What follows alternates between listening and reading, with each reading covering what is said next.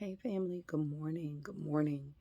Um, so I'm sitting with dad and just kind of working through a cloudy season that I'm in. And we were just kind of talking about um, what cloudy seasons look like, right? So when it's cloudy, there's still evidence of light, right? There's still evidence that the sun is up. It just doesn't shine as brightly or as clearly through the sky. And so there's clearly a difference between the dawn, right, before the sun fully comes up, the dusk before the sun fully comes up, and then the dawn once the sun begins to come up. And then, of course, the day when the sun is up and you can see that it's daylight, right? Even though it may not be the bright, shiny light you're looking for, right? Or that you prefer.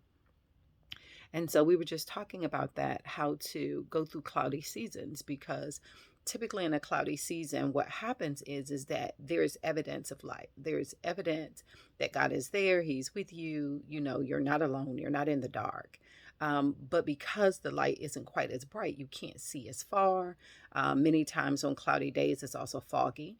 And so things just aren't quite as clear. And so we were talking about how to navigate cloudy days, right? Particularly if you fly a plane, right? Because if you're a pilot and you have a cloudy day, it's very different than if you're a jogger, right? And you're jogging on a cloudy day, there's some fog, as you're moving about, and it can impede your process. Like maybe you can't see as far down the path as you used to. But for a pilot, it's a little bit different. Like you need more than your eyes to help you. You need more than your eyes to help you get where you're going. You need instruments and you need some external um, radar, right? You need some things that are internally invisible to be able to see through the things that you cannot see with your natural eye. Anyway, so we were talking about that. And so I was saying, to him that sometimes I will sit down to have a conversation with him and literally, my mind will be all over the place. I'll be thinking about packing clothes for the next trip and all kinds of things. That's just a normal part of, your brain process. No big deal. Um, and other times I could sit down and literally have no idea where to start in the conversation with him. And so in this conversation that I'm having with him, which was a very quiet conversation. A lot of our conversations, many of you know me, y'all know how animated I am and how colorful my conversations are with God. And so a lot of times they're verbal and they're very engaging, interactive, where I'm literally laughing out loud and or yelling or crying or whatever the case may be, but it's a very engaging conversation. And in my cloudy seasons, my conversation tends to be very internal. It'll be a lot of me speaking to him in my thoughts or in my heart, and then me hearing him speak to my heart. And then I may, respond, whether in writing or verbally or whatever, like, that's something to think about, right? And so, um, I was saying, I've been doing this for a while. And so I was just thinking that if I hit a cloudy season and knowing exactly what to do, I still feel disoriented. I can imagine someone who is fresh coming into relationship with God or who has been in service to God, but learning to build relationship with God. It can be kind of confusing. And so as we were talking, he gave me um, three different types of people, and it just kind of came up in conversation. And he was just kind of like, well, that's because you're open. You're open, you know what to do. So do what you know.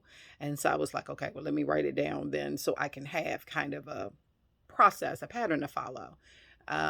In my cloudy seasons so that when I'm disoriented, I still have, a flashlight to help me get where I need to go. I got my compass, and even though I got spun around in my cloudy season or I can't see as clearly, I still have my instruments, right? Um, to help me determine what my next step should be and what I should and should not be doing. And so in our conversation, though, he started talking about open people. And he was saying that open people receive the word, the love, and the spirit of God with joy and reckless abandonment, right? They fall into his arms full of trust, like a child, right? With a good parent, because all kids don't have the opportunity to be kids, because all parents aren't good. But anyway, a kid with a good parent will literally just toss themselves, and you better be ready, because sometimes they don't warn you that they about to do it, right? And so that's how an open person is. And we've heard it kind of broken down in Matthew, where God is talking about scattering the seeds, right? He's talking about the different types of hearts.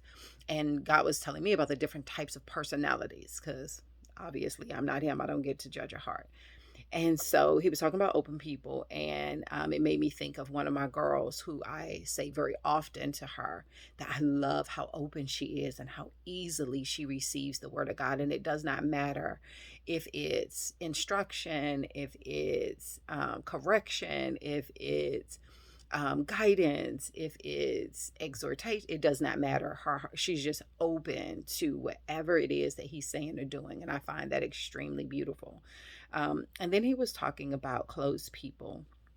And these are the people who are not moved by the promises of God. Like, they tend to be pessimistic or skeptical. They believe in God, and possibly they believe in his power, but not in his love for them or his goodwill towards them, right? They tend to ruminate on their disappointments and past pains, um, with this lingering feeling that a good God would have prevented the cause of their turmoil, right? These folks tend to minimize miracles. And so they're not bad people, right? They're not even unbelievers, right? No, these are believers when we're talking about closed people, these closed personalities. We're talking about people who have been wounded and typically have had religion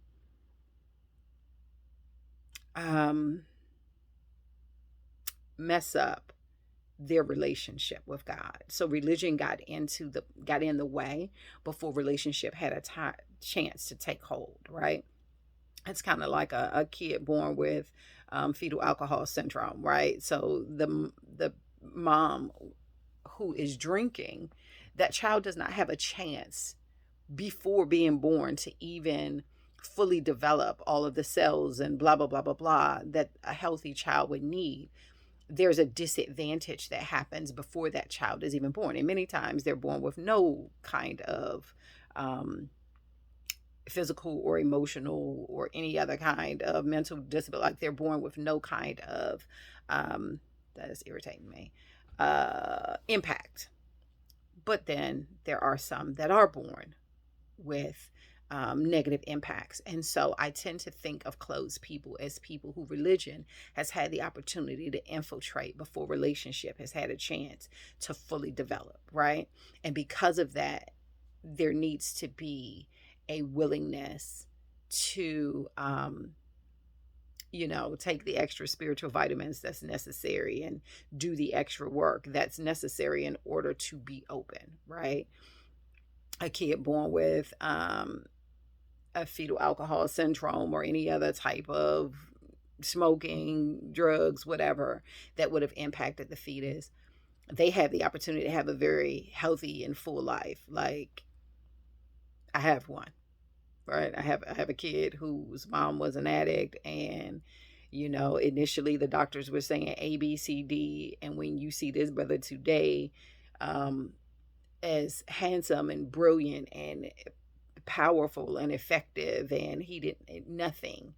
The extent of his impact was limited to something, and I won't call it small, but I will say that the grace of God limited the impact to something as minor as eczema. And I'm not saying it's minor.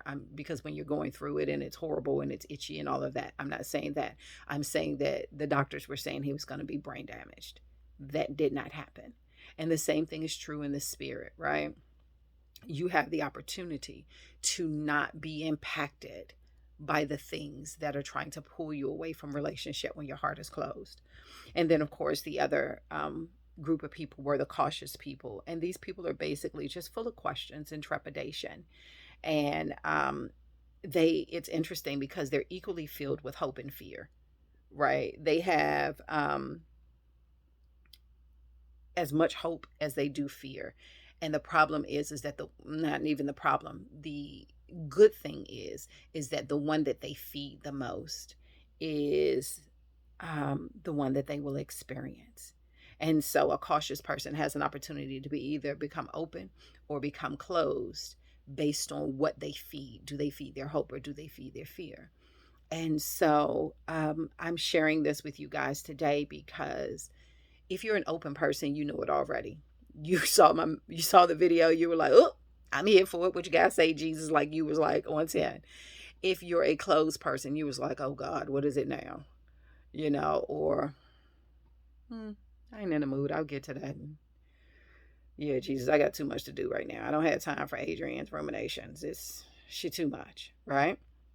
And if you're cautious, you're like, okay, well, maybe I'll just play it in the background, or let me just see. And then when the conversation starts, if it sounds good, if the video starts, if it sounds good, you're like, okay.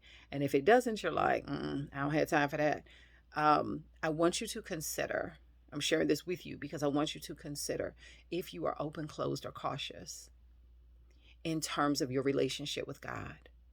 And if you are open, closed, or cautious, depending on which one you are, maybe there's another category that I have not heard about yet.